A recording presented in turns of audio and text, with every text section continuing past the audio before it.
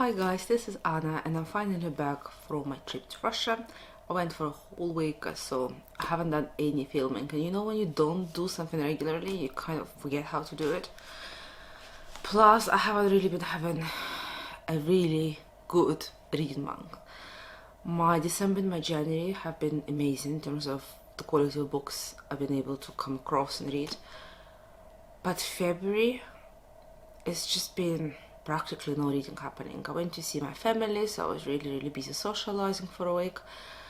It's basically been towards in English speaking country Christmases, you know, when you love to see all your relatives because you do actually miss them, but at the same time it is pretty taxing on you because you have no personal time whatsoever. You just entertain, or you give yourself away to those people because you know your time is limited.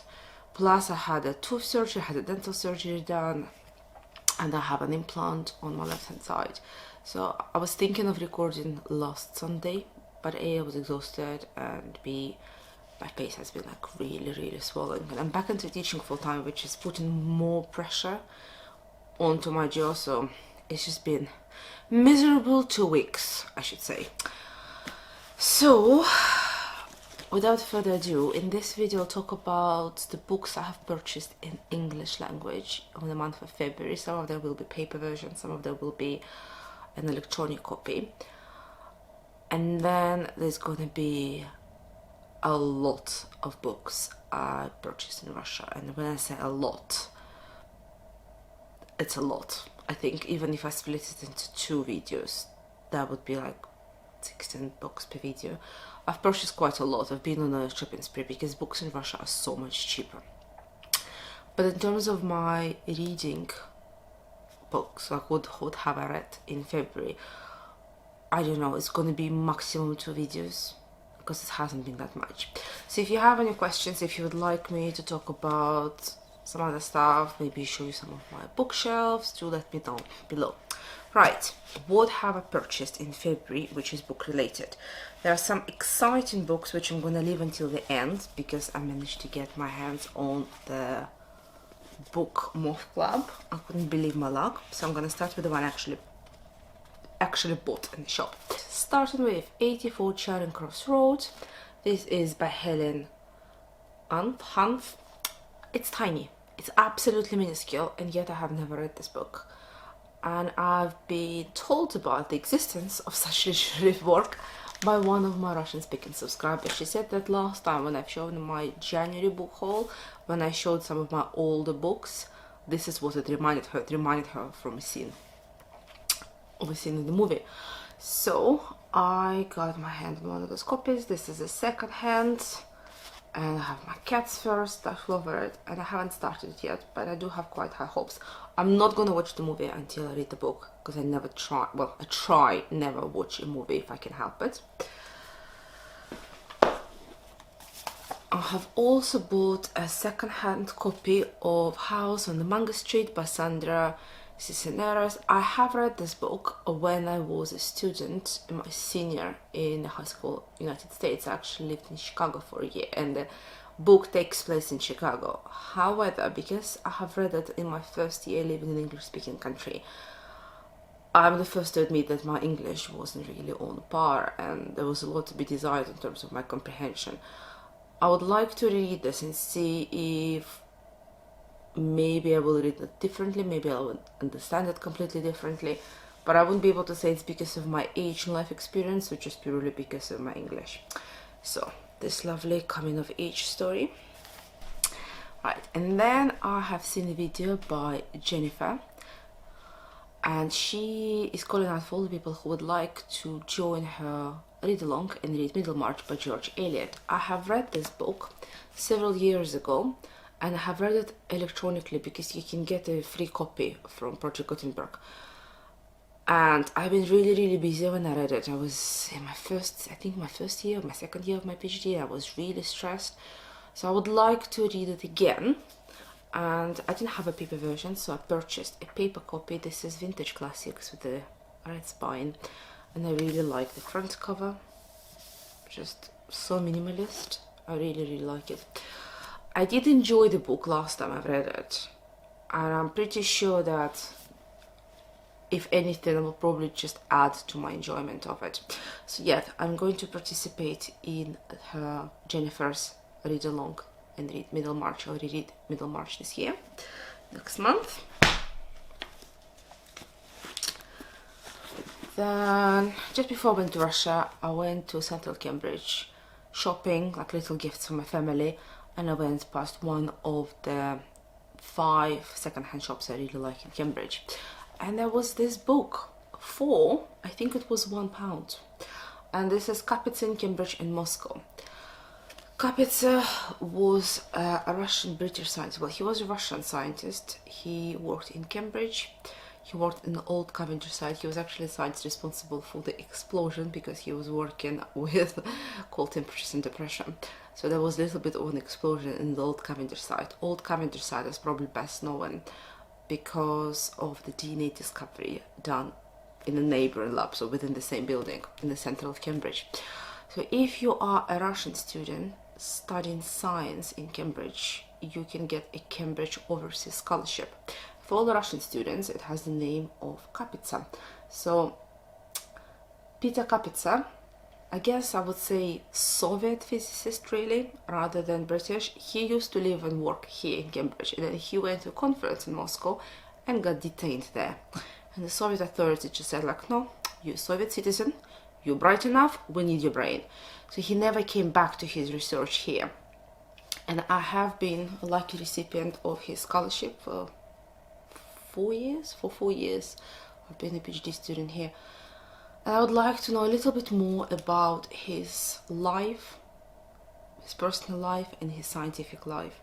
And this is a really old, I believe it's quite an old biography on him.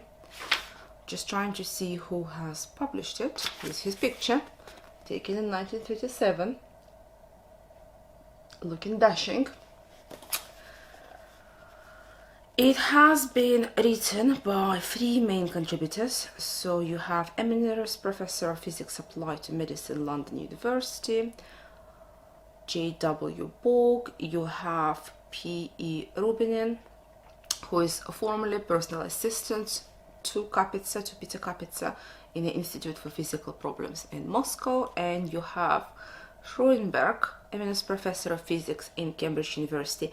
This has been published in 1990 by Elsevier Science Publishers, and this went for £1, so I thought this is a bargain and grabbed it. Have not read it yet, but I will.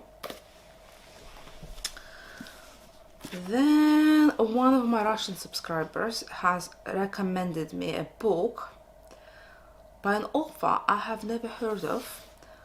This is by Mitchell Wilson and it's called Life with Lightning, and it takes place in North America, in Boston and Harvard. It follows the life of students, I believe, and this is as far as I know.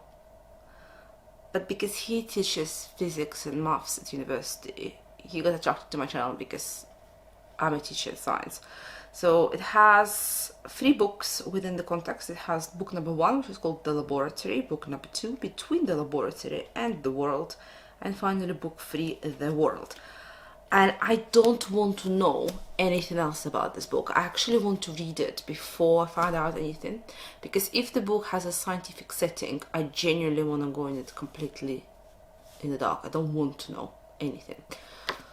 So I'm intrigued. I do fancy reading this as soon as possible.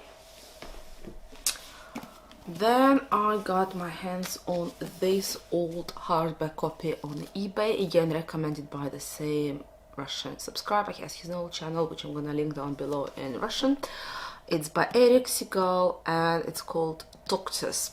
And the premise of this book is you follow students from first year undergraduate medicine onwards through their lives, starting in the 1960s in Harvard Medical School, and how their life changes, whether or not they keep friendship or the life pulls them apart, and how they age. And he has mentioned there is a little bit of Alzheimer's disease happening towards the end of the book. I used to work with Alzheimer's disease. Well, that was the premise of my PhD. I was looking at Alzheimer's research and aging, so the onset of the disease and how is it linked to aging. So I thought, I have to read this, I just have to read it. So yeah, I'm intrigued. Now, I only have 2 paper versions back to show you, and I did not buy them. They came as part of the month book club run by the lovely Mercedes, and I'm sure you have seen lots and lots of unboxing of those 2 books. I actually did not open them until today. I have seen one unboxing and I terminated the video. I was like, I can't watch it. I want to have an element of surprise. So I opened them today because, you know, I'm doing bilingual videos, and I thought it's going to be unfair if I open them in English version, and for Russians I'm going to go like, hey, I have never seen them. Obviously I have, so I've opened them. And I love the idea behind the book club. I love the fact that she personally chooses the books so they reflect her personal style, her likes, her dislikes. She goes through several books, she opened this out in her blog, before she chooses the 2 books which gonna form the shipment. And I think it's bi-monthly, so it's every 2nd month.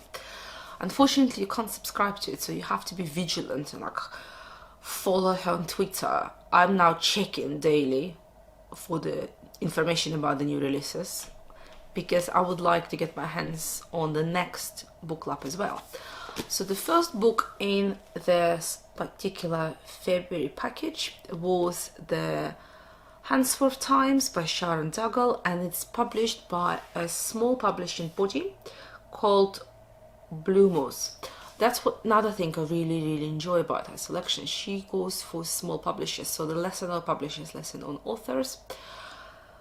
I don't know what the book is about. I have not read the back page. I'm refusing to even glance at the back page. Like, I've read this little note which came with both books, and it says that it deals with family trauma, both of them, which got me really excited. I love books about messy childhood, messy adolescence. Even better if like the entire family is, I'm sorry, pretty ruined. It just makes really for a really fascinating read. So it says here that the books in this box deal with family trauma and isolation in unique environments. I'm already intrigued. They're both gritty, unrelenting reads that offer you an insight into the ways in which culture and beliefs can shape a life. For all their gravity, these books are not without hope and compassion. So that's the first one, the Handsworth Times, and I know it is set in England. And by the looks of it, it's probably set in 70s. Looks like it's 70s or early 80s. No, I'm not gonna read the back page. It's so tempting, but no. I wanna go and it's completely blank. And the second book in the same box is called Sufficient Grace by Amy Espeseth.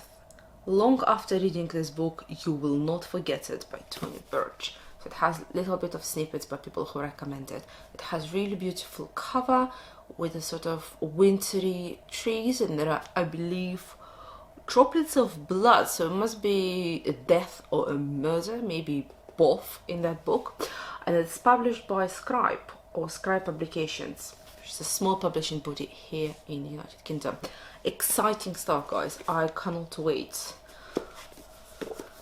to get into those books because they sound fascinating. So that's it for my English language box.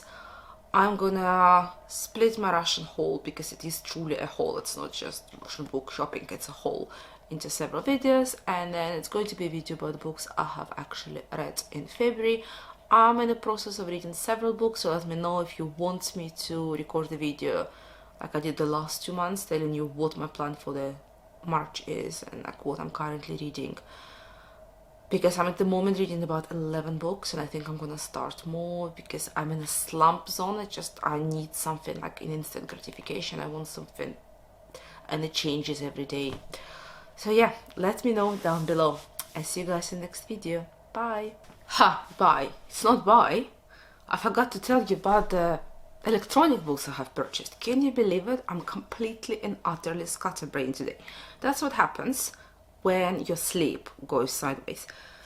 The difference between UK and Russia is 3 hours, and you would say 3 hours is not really that much, but it completely screwed me over, and I'm still struggling to sleep. So I have forgotten to tell you about the books I have purchased electronically, and there were several, and I have read 4 of them already. Right, so when I went to Russia and I had my problems with my tooth, I wanted something really, really easy and fast-paced to read. So I have purchased the Lunar Chronicles series by Marissa Meyer.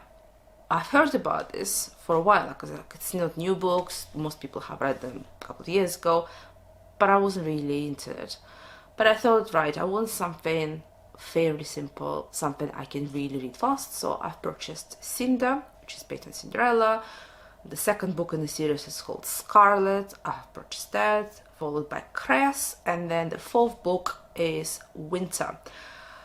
And I have also bought the book which is like 3.5 in the series. It's called Fairest. They're based on they're based, I think, Brothers Grimm series. I have read all of them, so I'm gonna, I think, make a separate video where I'll talk about them. I was alright. It was really fast read, which is what I wanted.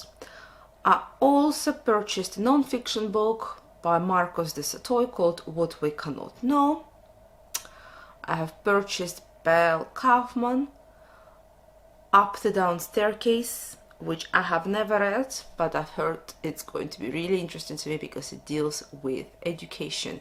And as you know, I do work in school and there are issues with the education system at the moment, so I thought, okay, I have to read this book. So yeah, I can't believe I completely forgot about those books. Now, that's it. I have definitely now mentioned everything that I have purchased in the month of February. Thank you guys. Bye.